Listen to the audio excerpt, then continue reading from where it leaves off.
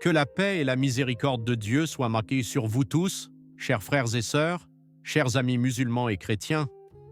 Je vous remercie d'être présents aujourd'hui. Je m'appelle Sef, je suis musulman, et c'est pour moi un honneur de pouvoir dialoguer directement avec vous, cher professeur Dr Zakir Naik. Qu'Allah vous bénisse pour votre disponibilité et votre patience. Ma question est simple mais profonde, et elle concerne le thème qui nous réunit aujourd'hui, prophétie coranique concernant Israël. Beaucoup de croyants, musulmans comme chrétiens, entendent parler de versets du Coran évoquant les enfants d'Israël, leur histoire, leurs épreuves, leurs élévations et leurs chutes. Certains y voient des prophéties pour le passé, d'autres pour le présent, voire pour l'avenir.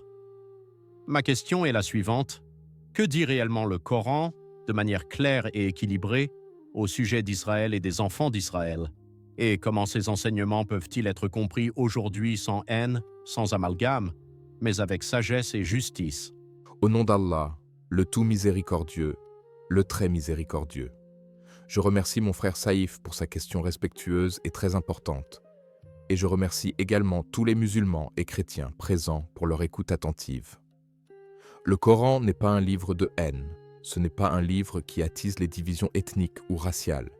C'est un livre de guidance pour l'humanité entière. Lorsqu'il parle des enfants d'Israël, il parle d'un peuple choisi pour une mission spirituelle précise à un moment donné de l'histoire. Allah dit dans le Coran, dans la sourate Al-Baqarah, « Ô enfants d'Israël, rappelez-vous mon bienfait dont je vous ai comblé et que je vous ai préféré à tous les peuples de leur temps. » Cela montre clairement que la préférence divine était liée à une époque et à une responsabilité, non à une supériorité raciale éternelle. Le Coran rappelle que les enfants d'Israël ont reçu des prophètes, des écritures, des signes évidents. Moïse, Aaron, David, Salomon et jusqu'à Jésus font tous partie de cette lignée bénie. Pour un musulman, il est impossible d'être croyant sans respecter ses prophètes. Dans la sourate Al-Maïda, Allah dit que Jésus a été envoyé pour confirmer la Torah qui était avant lui, tout comme Mohammed, paix et bénédiction sur lui, a été envoyé pour confirmer les révélations précédentes. Ainsi, le Coran reconnaît la continuité du message divin. Cependant, le Coran est également très honnête sur le plan moral et spirituel. Il ne cache pas les manquements, les désobéissances, ni les leçons à tirer. Dans plusieurs versets, notamment dans la sourate Al-Isra, Allah évoque que les enfants d'Israël connaîtraient de grandes périodes de corruption sur terre, suivies de conséquences.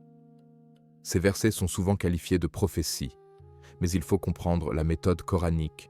Allah ne prophétise pas pour flatter ou condamner un peuple en tant que tel, il avertit pour corriger et guider. Lorsque le Coran parle de corruption, il ne parle pas d'une communauté entière sans distinction. Dans la sourate Al-Imran, Allah précise clairement « Ils ne sont pas tous pareils. Parmi les gens du livre se trouve une communauté droite qui récite les versets d'Allah durant la nuit et se prosterne. » Voilà une justice divine absolue. La critique n'est jamais globale, et l'éloge non plus. Il y a des justes et des injustes dans chaque communauté. En ce qui concerne les prophéties, certains musulmans cherchent à lire le Coran comme un journal politique contemporain. Ce n'est pas la bonne approche. Le Coran n'est pas un bulletin d'actualité géopolitique. Il est un livre de principes. Les versets évoquant la dispersion, le rassemblement ou l'épreuve des enfants d'Israël doivent être compris à la lumière de la foi, de la morale et de l'obéissance à Dieu. Dans la sourate Al-A'raf, Allah rappelle que s'ils faisaient le bien, c'était pour eux-mêmes, et s'ils faisaient le mal, c'était contre eux-mêmes. Cette règle est universelle et s'applique à toutes les nations, y compris la communauté musulmane. Pour nos frères chrétiens présents ici, je tiens à souligner que le Coran parle de Jésus avec un profond respect. Il est appelé le Messie, une parole de Dieu et un esprit venant de lui. Quand le Coran discute des enfants d'Israël, il inclut aussi ceux qui ont suivi Jésus sincèrement. La critique coranique vise l'injustice, la trahison des valeurs divines, l'orgueil spirituel, jamais la simple appartenance religieuse ou ethnique. Le prophète Mohammed, paix et bénédiction sur lui, a dit dans un hadith authentique que lorsqu'il voyait une injustice, il fallait la corriger par la main si possible, sinon par la parole, sinon dans le cœur. Cette règle n'est pas dirigée contre un peuple précis, mais contre l'injustice en général. Ainsi, lorsqu'on parle d'Israël dans le Coran, on parle surtout d'une histoire humaine exemplaire, avec ses sommets spirituels et ses chutes morales, exactement comme l'histoire des musulmans après le prophète, paix et bénédiction sur lui. Il est aussi essentiel de rappeler que le Coran enseigne la responsabilité individuelle. Allah dit dans la sourate Al-An'am, « Nul ne portera le fardeau d'autrui ». Ainsi, aucun juif, aucun chrétien, aucun musulman d'aujourd'hui ne doit être tenu responsable des fautes d'un ancêtre. Les prophéties coraniques ne sont pas des licences pour la haine contemporaine. Elles sont des avertissements intemporels. Toute communauté qui s'éloigne de la justice, de l'humilité et de l'adoration sincère court le risque du déclin spirituel. Quand certains parlent de la terre, des promesses et des droits, le Coran nous rappelle que la terre appartient à Allah. Dans la sourate Al-A'raf, Moïse dit à son peuple que la terre appartient à Allah. Il en fait hériter qui il veut parmi ses serviteurs. Cela signifie que la domination matérielle n'est jamais un signe définitif de l'agrément divin. Allah donne parfois le pouvoir comme épreuve, et parfois il le retire comme miséricorde ou comme sanction, selon sa sagesse parfaite. Pour rapprocher les croyances, il faut revenir à l'essentiel, l'adoration du Dieu unique, la justice, la compassion, la moralité. Le Coran invite explicitement les gens du livre à une parole commune. N'adorer qu'Allah seul et ne rien lui associer. Voilà le cœur du dialogue islamo-chrétien. Les prophéties ne doivent pas être utilisées comme des armes idéologiques, mais comme des miroirs spirituels. Elles nous demandent, sommes-nous aujourd'hui fidèles au message que Dieu nous a confié? Je veux aussi rappeler que le prophète Muhammad, paix et bénédiction sur lui, s'est levé par respect lors du passage d'un cortège funéraire juif. Lorsqu'on lui demanda pourquoi, il répondit « N'était-ce pas une âme humaine ?» Voilà l'éthique islamique. Si nous parlons d'Israël, des enfants d'Israël ou de toute autre communauté, nous devons préserver cette dignité humaine fondamentale. En conclusion de cette première partie, je dis à mes frères et sœurs musulmans et chrétiens, ne laissez pas les interprétations superficielles vous diviser. Le Coran appelle à la réflexion profonde, à la lecture contextualisée et surtout à l'amélioration de soi. Si vous avez trouvé cette discussion bénéfique, je vous invite à vous abonner, à aimer, à partager autour de vous et à commenter « Allah Akbar », non comme un slogan de division, mais comme une affirmation que Dieu est plus grand que nos querelles, plus grand que nos peurs et plus grand que nos interprétations limitées. Qu'Allah nous guide tous vers la vérité et la paix. Lorsque l'on poursuit cette réflexion, il est essentiel de revenir au sens même du mot « prophétie » dans le Coran. Le Coran ne se présente pas comme un livre de prédictions sensationnelles destinées à satisfaire la curiosité humaine, mais comme un rappel constant des lois divines qui gouvernent les nations et les individus. Lorsque Allah parle des enfants d'Israël, il ne les enferme jamais dans une image figée. Il parle d'une relation dynamique entre l'obéissance et les conséquences, la gratitude et la responsabilité. Dans la sourate Al-Baqarah, Allah rappelle que chaque fois que ce peuple se détournait du pacte, il subissait des épreuves, et chaque fois qu'il revenait sincèrement vers lui, il lui accordait sa miséricorde. Cette logique est universelle et intemporelle. Beaucoup de personnes, aussi bien musulmanes que chrétiennes, se demandent si ces versets ont encore un sens aujourd'hui. La réponse est oui, mais pas de la manière simpliste que certains imaginent. Le Coran n'est pas lié à un calendrier politique précis. Il parle à la conscience humaine.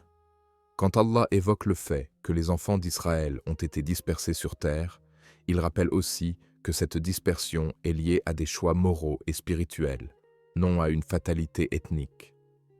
De la même façon, quand le Coran parle d'un rassemblement, il faut le comprendre comme un signe parmi d'autres dans la grande sagesse divine, et non comme une validation automatique de toutes les actions d'un groupe donné.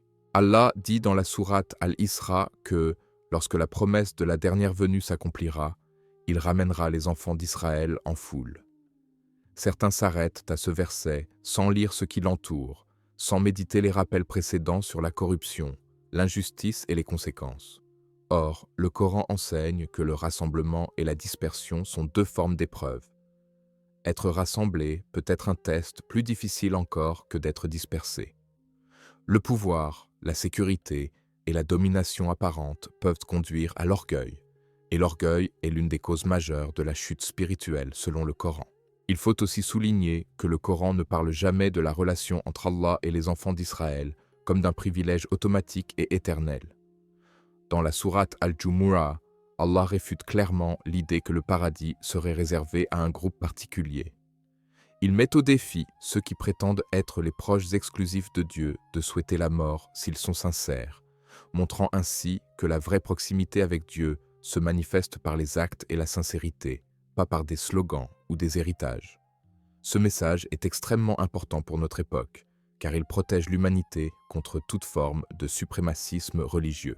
En tant que musulmans, nous devons aussi être très honnêtes avec nous-mêmes. Le Coran raconte l'histoire des enfants d'Israël, non pas pour que nous les pointions du doigt, mais pour que nous évitions de répéter les mêmes erreurs. Le prophète Mohammed, paix et bénédiction sur lui, a dit dans un hadith authentique que sa communauté suivrait les traces des nations précédentes, pas à pas. Cela signifie que tout avertissement adressé aux enfants d'Israël concerne aussi la communauté musulmane si elle tombe dans l'injustice, la division et l'abandon des valeurs divines. Pour nos frères chrétiens qui écoutent attentivement, il est important de comprendre que l'islam ne nie ni l'héritage spirituel d'Israël, ni le message de Jésus. Au contraire, le Coran appelle à reconnaître la continuité prophétique.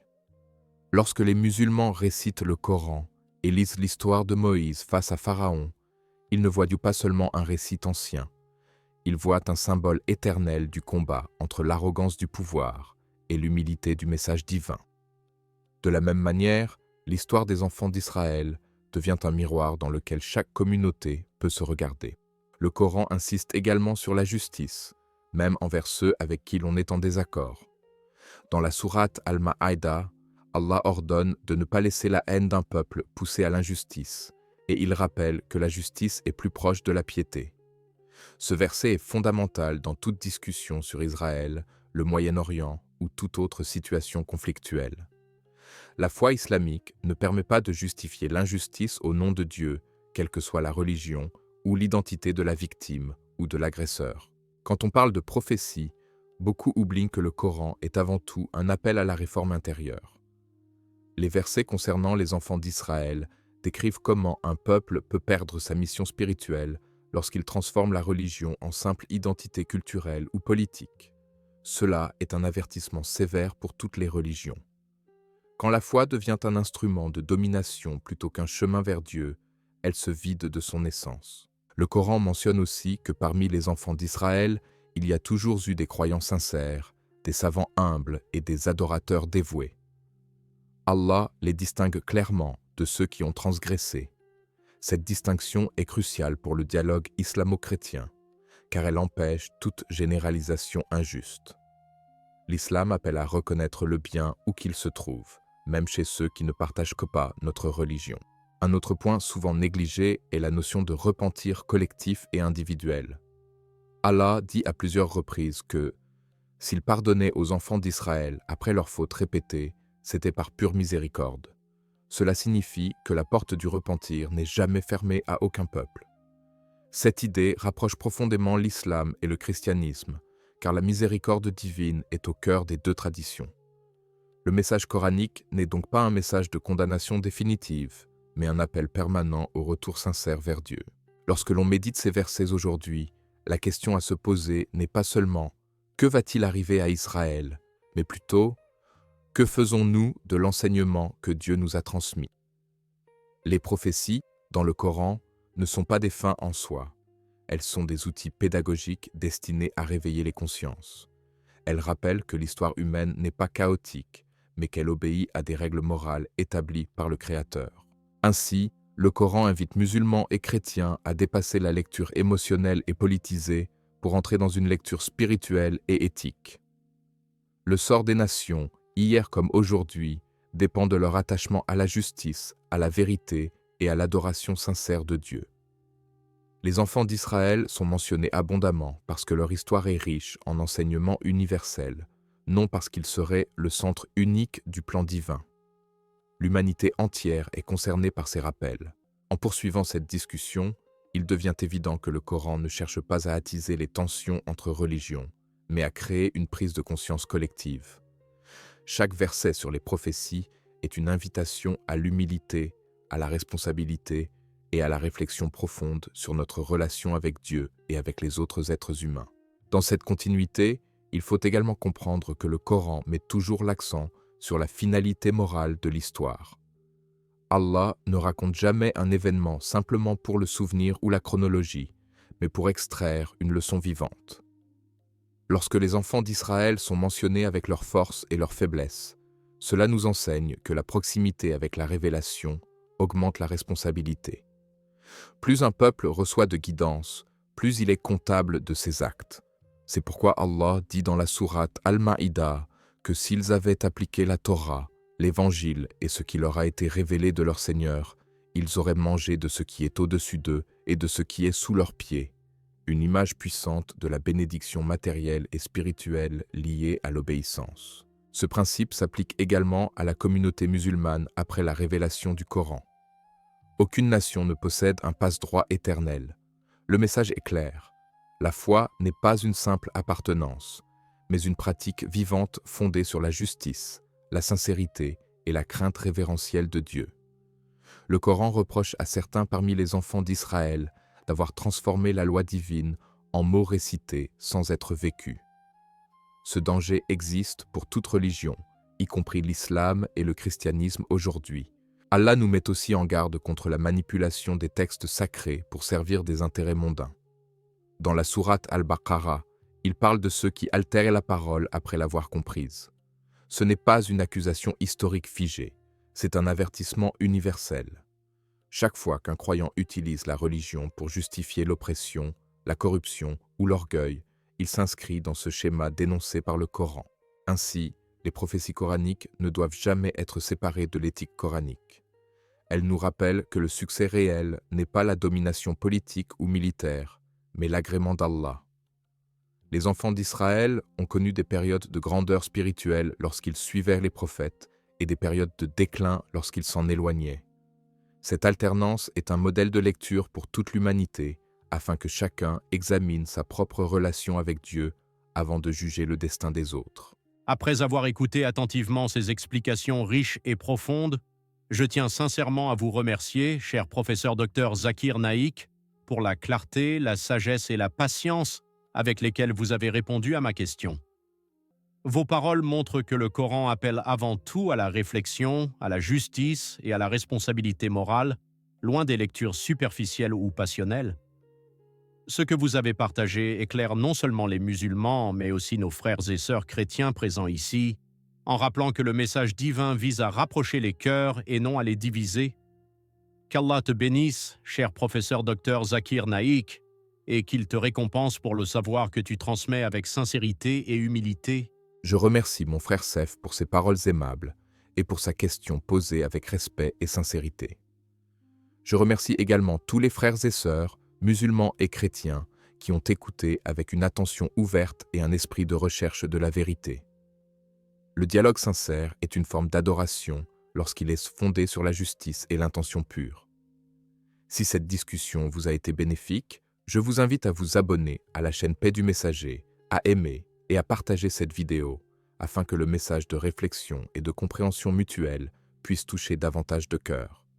Je vous encourage aussi à participer activement dans les commentaires en posant vos questions en lien avec ce script afin que le dialogue se poursuive dans le respect et la recherche commune de la vérité par la volonté d'Allah.